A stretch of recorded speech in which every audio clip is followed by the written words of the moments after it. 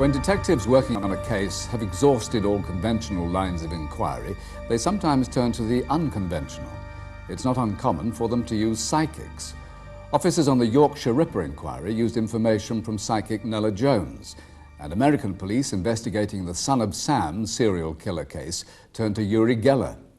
Tonight, we continue the remarkable tale of perhaps the world's most successful psychic detective, Dixie Yetarian. This is the first time she's agreed to appear on television to tell her incredible story.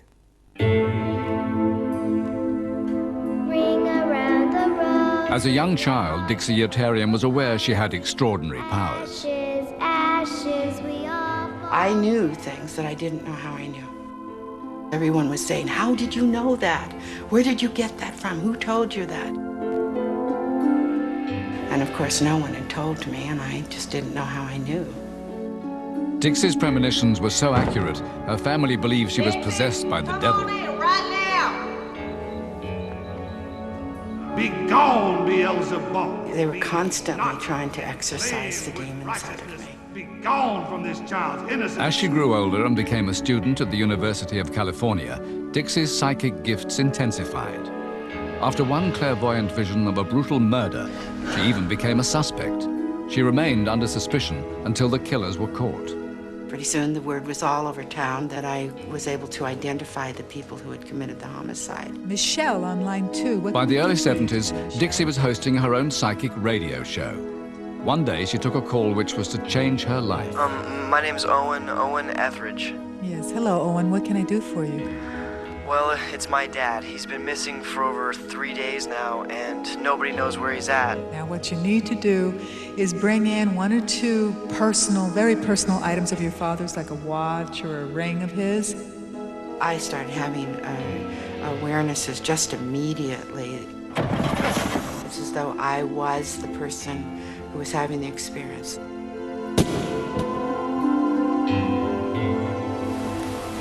The dream was so explicit, it just really terrified me.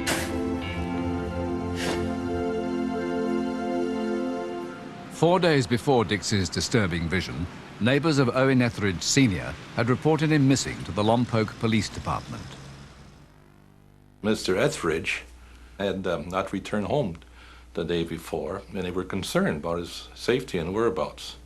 There was nothing to lead us to believe that there was anything more than a missing person other than the pieces just didn't fit together. We interviewed the son, Owen Etheridge, and things started not to jive. Stories were told that didn't correlate with other stories. They called the boy Little Owen, and his dad was Owen. And he was a pretty good ball player. His dad, he had expectations of him someday being a professional ball player. And then when the boy would get out of that groove that his dad had for him, he didn't like that, you know. We decided collectively to bring in Owen, the son, and speak with him a little more seriously about this. Thanks for coming in, Owen. It's okay. I don't see why you guys want to question me again, though. I've already told you everything already.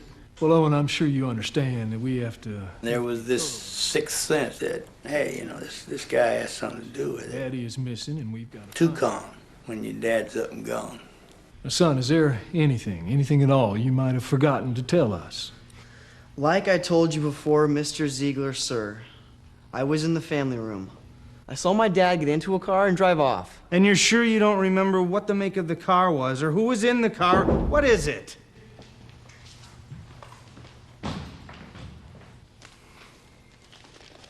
They just wasn't jiving. He didn't want to tell us anything. We could have been playing cards for what we were gaining. Excuse me.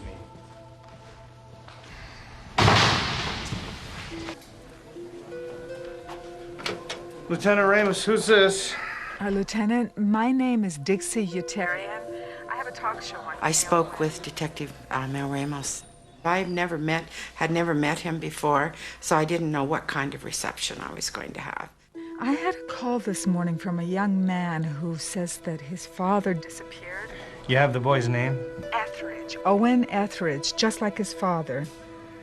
When she was speaking in the telephone, it was sort of a shock Because I was in the middle of this interview with a criminal suspect for a murder case. So my mind really was concentrated upon what I'm going to say next to Owen until she interrupted. So it was like a bomb on me. I believe that this young man has killed his father. I think the reason I was able to be so effective with this case was that the father's energy was on the watching ring and the boy's energy was on the watching ring. I had energy of both of them, so I was able to perceive a lot more than I would have in most cases that I work. Over the phone, Dixie recounted to Mel Ramos the disturbing images she'd picked up from the missing man's watch and ring. I knew that there had been a situation the night before in which he, as a typical teenager, decided to sneak his girlfriend into his bedroom. And I knew that his father had been extremely abusive with him. I have had it with you, boy. And you, Missy. Get out of my house. Why don't you just leave us the hell alone? She's no good for you, son. You want to give up everything, all of this, for her? The whole situation there was so vivid. It was as though I was living that experience. Do you think I'm going to let you screw up everything we worked for? Huh?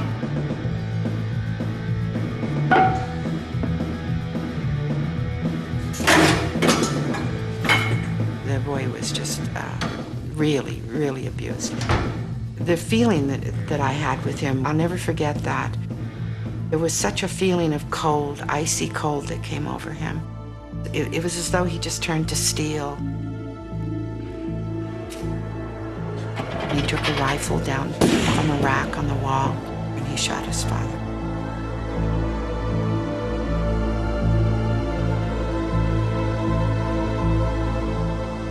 Then the perceptions changed from the boy to the father. And this is what concerned me because I was still having physical sensations.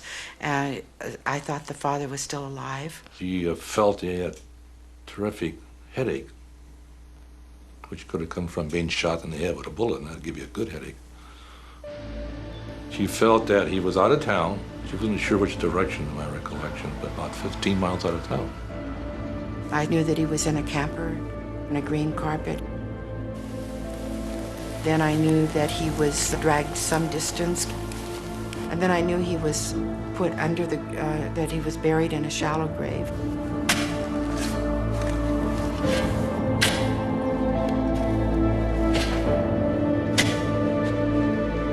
It was so real to me that I could feel the dirt under the fingernails.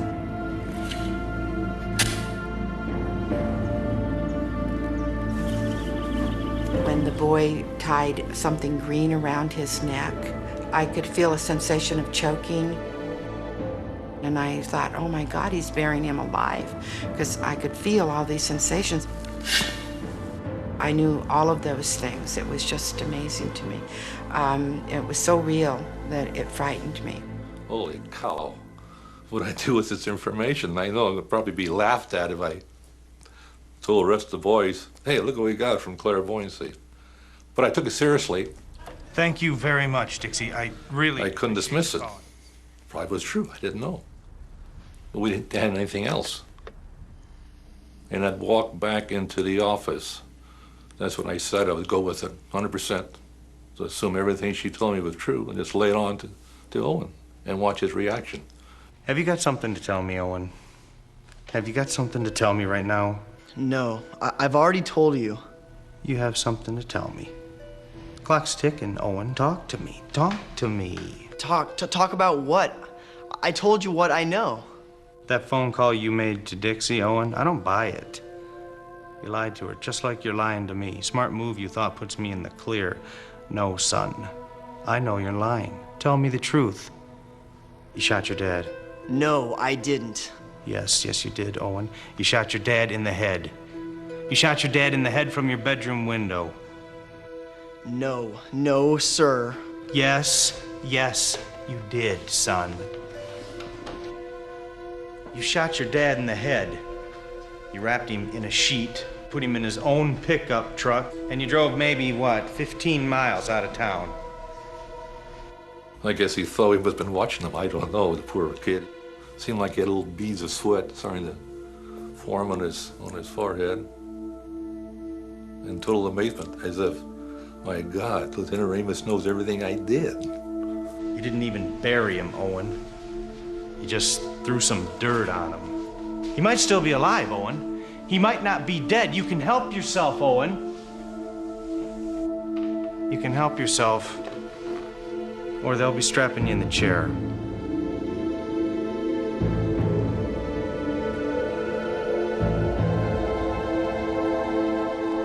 Okay. I'll take you to my dad. Owen said, yeah, I'll take it to my dad. Well, Lieutenant, what I felt and perceived. and when Dixie gave me this information, that was like a giant key. If the key fit, we'd have opened the door. Well, the key did fit. And the door did open, that is. Owen said, yeah, I'll take it to my dad.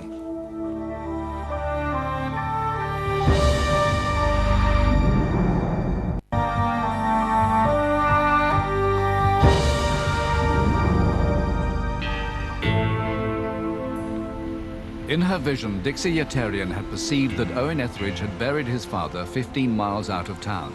Her accuracy was uncanny. Upon Owen's direction, we drove east of town to a hilltop, which was 15.1 miles to be precise.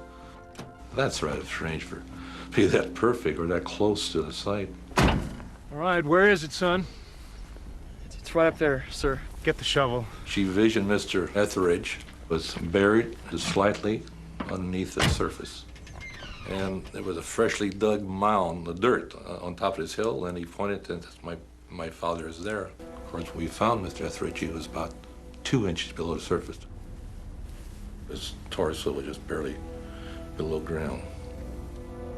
Dixie had mentioned on telephone that she visioned him having a green tie of some sort around his neck. The shooter had tied a piece of green surveyor's tape in a bow tie around his dad's neck after he had shot him. From Dixie's information, it was a key to the case, and we solved it through her. Young Owen Etheridge was found guilty of murder, but because he was a juvenile, only served 3 years. Within 5 years, he was dead, killed in a motorcycle accident while being chased by the police for a minor offense. 22 years later, Mel Ramos revisits the gravesite with Mark Landris, a member of his old investigating team. That's where Mr. Etheridge was buried, I think. We'd have never found this place, huh? Never. Oh, it wasn't for Dixie? Dixie Yetarian's remarkable success in helping police crack the Etheridge case attracted law enforcement agencies around the country. I was receiving calls from everywhere asking me to work and carrying a tremendously heavy caseload. There, at any given time, I would have as many as 30 cases. Just like your handcuffs, your badge, your ID card, your gun, Dixie Yetarian became a tool. Wherever we was, and if we felt we needed, we could pick the phone up. And to the best of my knowledge, she could give you just as much information over the phone, many times. But Dixie's successful collaboration with the police was to draw her deeper into danger. I had a premonition that if I continued in law enforcement work, that I would not survive my 45th year. Dixie's premonition was so disturbing, she abandoned homicide work and left California for Alaska, where she taught parapsychology at Anchorage University. But she retained some links with her previous work by assisting the Anchorage police. The only work that I was willing to do was missing children. And I did do some crimes against children work there. Inevitably, she got too close for comfort. One day, she received an anonymous letter. This letter purported to come from a person who had inside information and told me that I must stop doing the crimes against children work. There was now a price on my head. I was going to be killed. Hello, Dixie Yetarian. Hello, Mrs. Yetarian. It's John Rush again. I'm glad you're in. Mrs. Yetarian, I really must have your help to find my son. I'm sorry, Mr. Rush. I told you before I can't help you. This man kept calling and saying that his wife and children were missing, and he was devastated. And I kept saying that I couldn't see him. I just knew I couldn't see him. I didn't feel good about him.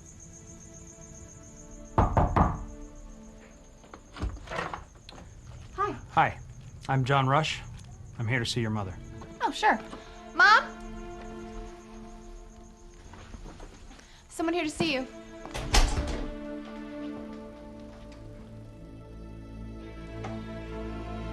Shannon, I want you to go to the store and get some coffee. $100? Mom, we've got coffee. And take Kirk with you. Mom, he's asleep. When I saw the man, it was very clear what he was there for. I thought if I could just get her out, and then I could maybe fight him. I could do something, but I didn't feel that I could protect them as well as myself. Now just get going. I'm going. Regular or decaf? What the hell is going on here? It's okay, she's going. I don't care, Shannon, just go.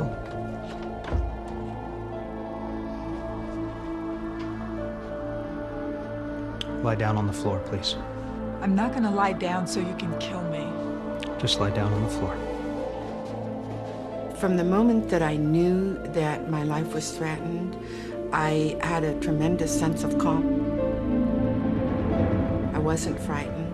I felt disassociated, as though I were watching a movie. Instinctively, Dixie tried to protect herself, but the gunman overpowered her.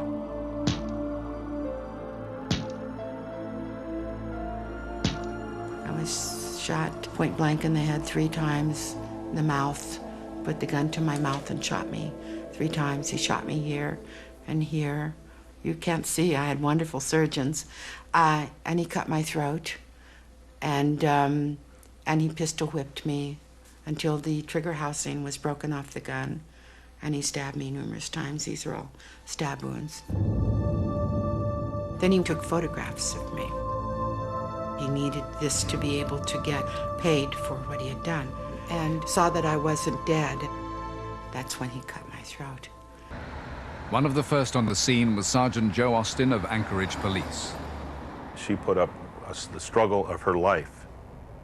If she hadn't fought this person, we wouldn't be sitting here talking a story about Dixie. She'd probably be dead. Dixie was rushed to Providence Hospital, where the surgeons battled to save her. She obviously had multiple gunshot wounds to the face, scalp, and both hands. She had a through and through laceration of her lip. In other words, it was cut all the way through into the mouth. She had a fracture of her jaw. She had fractures in around her orbit, or around the eye, which had caused one eye to almost be completely swollen shut because of the bleeding into that area. She also had some wounds to her scalp, back in the back of her head, and she had bullet holes in both her hands, which had broken some of the bones in her hands. I saw my mom in the emergency room, and I told her, that I loved her, and that if she had to leave me, that I understood. She could have lost the sight in the eye just by a matter of millimeters, or just as easily been into the brain by a matter of millimeters, and basically good luck. There's no other way really to put it. Most people that are shot about the head this many times don't do quite so well. Dixie had made a miraculous recovery, but she was still a marked woman. The Anchorage police were so concerned for her safety, they smuggled her out of the state and into the care of the Witness Protection Program. She was scared, terrified. Had it happened to me, I would have certainly been scared. And I carried a gun. Dixie and her daughter Shannon went into hiding. They were on the run, in fear for their lives. I just packed a gun, a .44, and I figured, it was either me or them, and so I'd use it if I had to. But after 3 years, both Dixie and Shannon decided to come out of hiding, despite the risks.